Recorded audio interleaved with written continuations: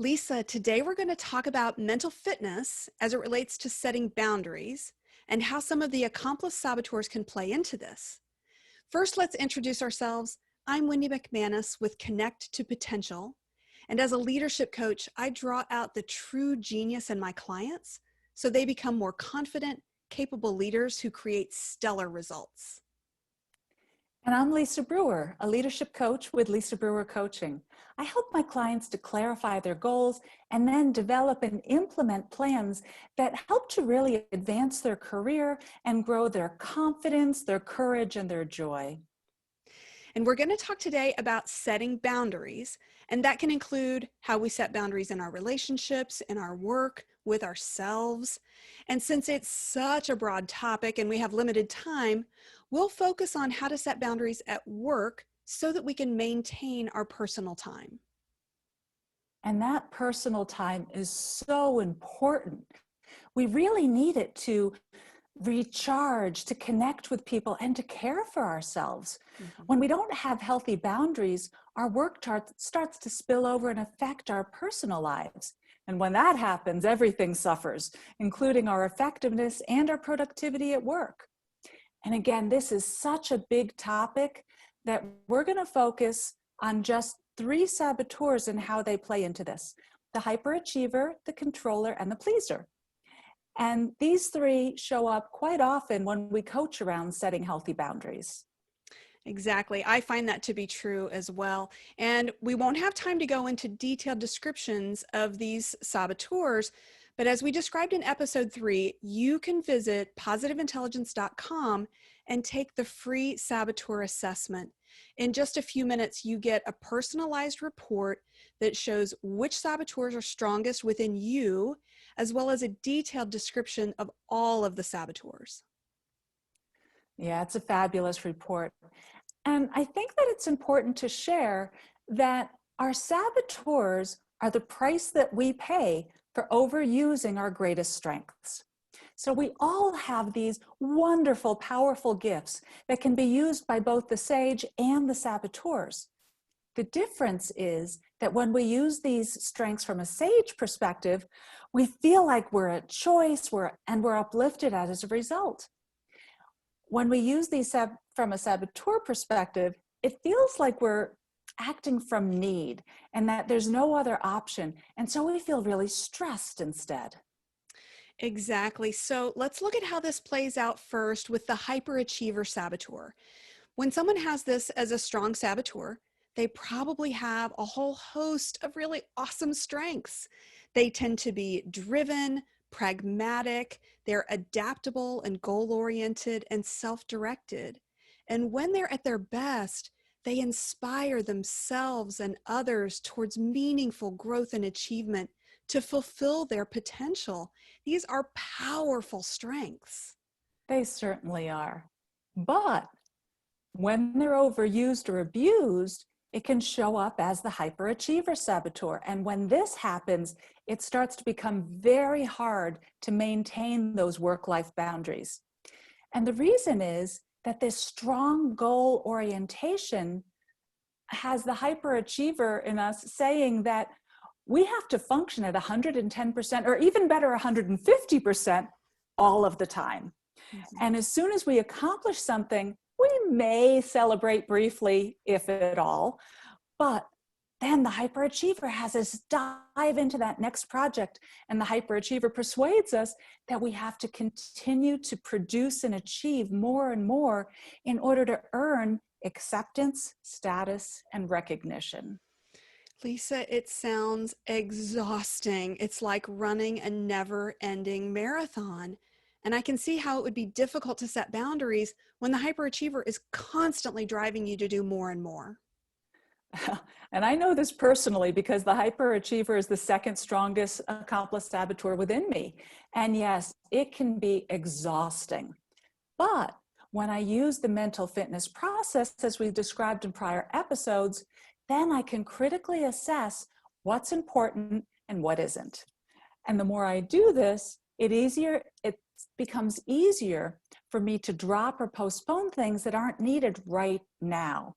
And that helps me to set these appropriate boundaries and to start to negotiate timelines and deliverables when I take on a new project so that I can maintain reasonable working hours. I'm so glad that's getting better for you. It's awesome. And let's then dive into the controller saboteur in our discussion about setting boundaries. So, people with an active controller saboteur tend to exhibit some fantastic strengths.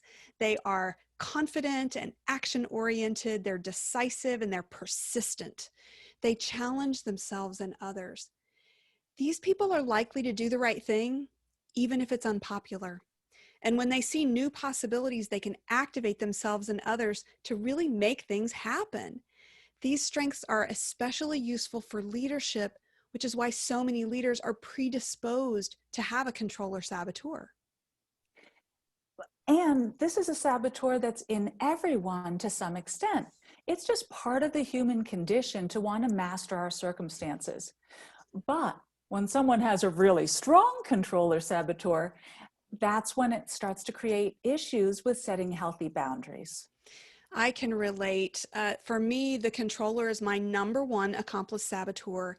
And when I'm using the strengths that we talked about, that confidence, decisiveness, that tendency towards action, they're powerful gifts. But when these strengths are hijacked by the controller, what happens is I don't delegate effectively, and that leads me to take on too much work, and I lose those healthy boundaries that we've been talking about. And you're not alone, Wendy. I often see this in my clients. I do too. And I experienced it personally when I led the retail team at the National Mango Board. Lisa, I worked a ridiculous number of hours because I just wouldn't let other people step up and share my workload. And although I didn't admit it at the time, even to myself, I was driven by fear. I was afraid of looking bad if somebody else didn't do the work the same way that I would do it. And the work started to take over my life. And it wasn't until I started working with a coach that I realized that I had this controller saboteur and how it was affecting other people. And honestly, it was robbing me of setting healthy boundaries. I am so glad that you figured that out. And Me I'm too. sure that, yeah, I mean, uh, it becomes so challenging as a leader to let go and allow that development of your team. And that's what's so important. And I'm sure that many people who are listening can relate to that. We all have some level of controller, and our third saboteur, we all have a little bit of the pleaser. And people who have a strong tendency towards the pleaser saboteur have some beautiful strengths. They're empathetic, loving, and giving. They're tuned into the feelings and needs of others, and they're emotionally self-aware. Again, they're beautiful strengths, but when overused, they can create problems, especially with boundary setting. The pleaser will have you put the needs of others ahead of your own needs and then feel upset when other people don't notice and thank you for doing that. The pleaser worries about what other people will think if you say no. And when it comes to setting boundaries at work, the pleaser saboteur would get in your head and have you act like a martyr, always thinking, if I don't rescue this project, or if I don't rescue my coworkers, or fill in the blank, who will? And it's not that focusing on the needs of others is a problem. It's really a question of motivation. Are you doing this because you simply want to give? Or are you doing it to gain acceptance? The pleaser saboteur would have you feel guilty for putting on your own oxygen mask first and beating you up for being so selfish. That oxygen mask analogy is so great. I can really get that feel for taking care of myself. It's sort of like you can't pour from an empty cup is another analogy I like in this situation. And something that helps me to quiet my pleaser is to be very purposeful, to notice that I'm making a choice. Every time I say yes to something, I have to say no to something else. I mean, we only have so much time in our lives. And the question is, are you spending your time in a way that's meaningful to you? What do you need to say no to so you can give an enthusiastic yes to things that really matter to you? That is so important. And I don't know that people realize that it is an active choice, Yes. that we all have the same 24 hours in a day, and it's our responsibility to choose how we spend it. And with that, I think we really need to wrap it up. But if you're listening and you're finding these conversations intriguing, we would love to talk with you about this. Wendy and I incorporate these concepts into our individual coaching, and we also offer a mental fitness training program, which helps to accelerate the process of bringing all these concepts into your daily life. You can connect with Wendy at connecttopotential.com. And you can reach, they'll find me at connecttopotential.com. And you can reach Lisa through lisabrewercoaching.com. And we wish you strength in establishing meaningful boundaries.